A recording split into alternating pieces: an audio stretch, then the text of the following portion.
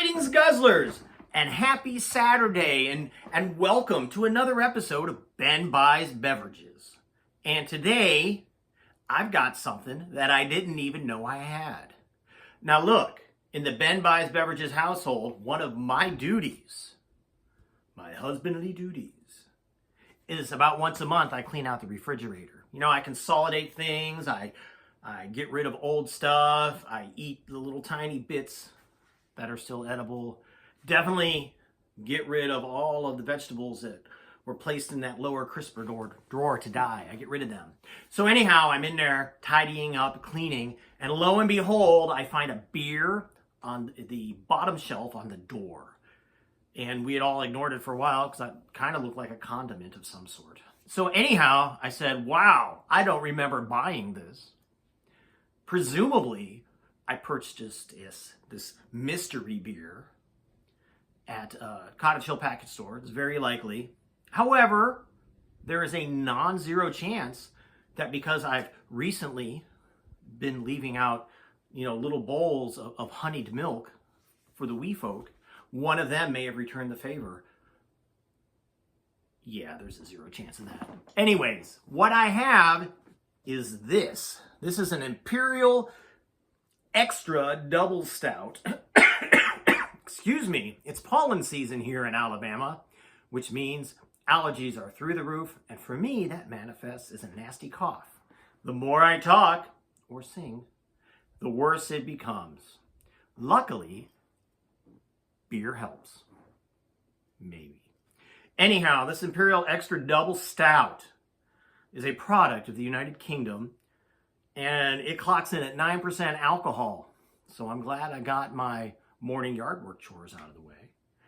And it has a whole lot of fine print on it to the point where I can't even tell who has brewed it. So let me get the readers on and we'll have a little story hour, shall we? Because there's a lot of fine print.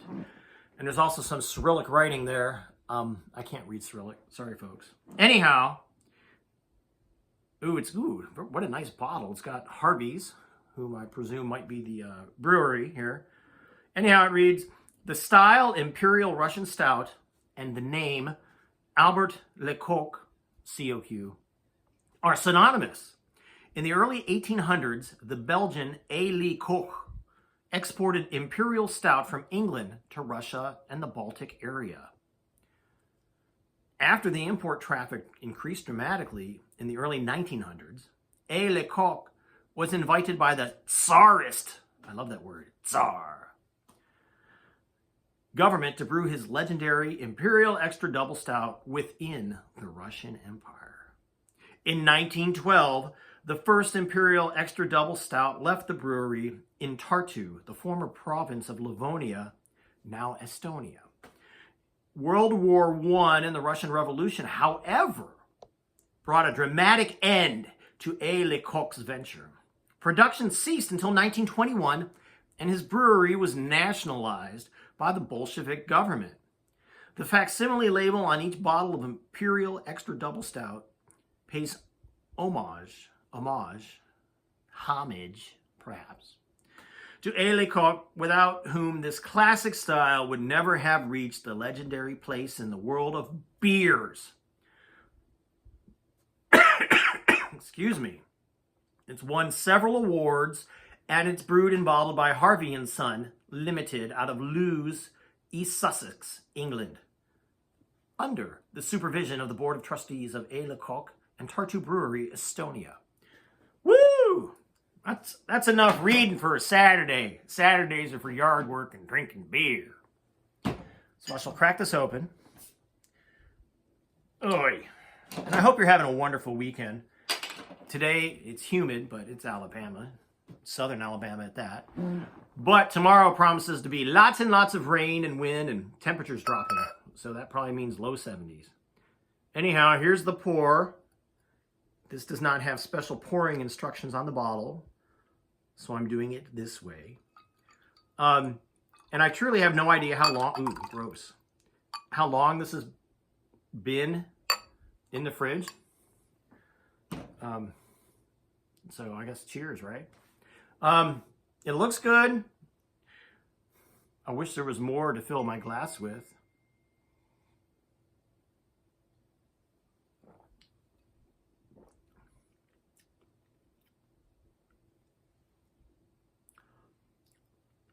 There's something very tart about it. And I don't know if it's because it's starting to turn with age or if that's part of the deal. Ooh, something very tart. I mean, it tastes like stout, like you would expect stout to taste, you know, like burnt coffee, and that part is fine. Ooh.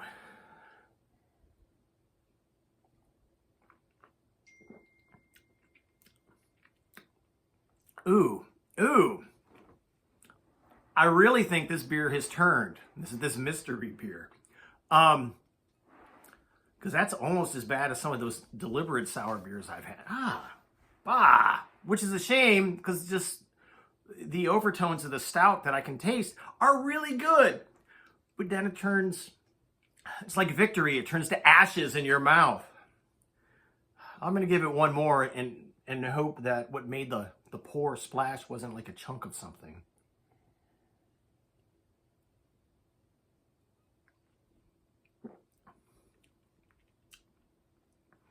I'm not going to be able to finish with that weird sour aftertaste, which is a shame. I'm going to look for another one of these. I'm not going to grade this. I really think that beer has turned, and I don't want to unfairly assign it a purely subjective number based on my inability to keep up with things, which means I'll do another video down the line. And let this video be a warning, folks. Keep up with your beers, store them properly, and drink them before they go bad. And on that note, cheers!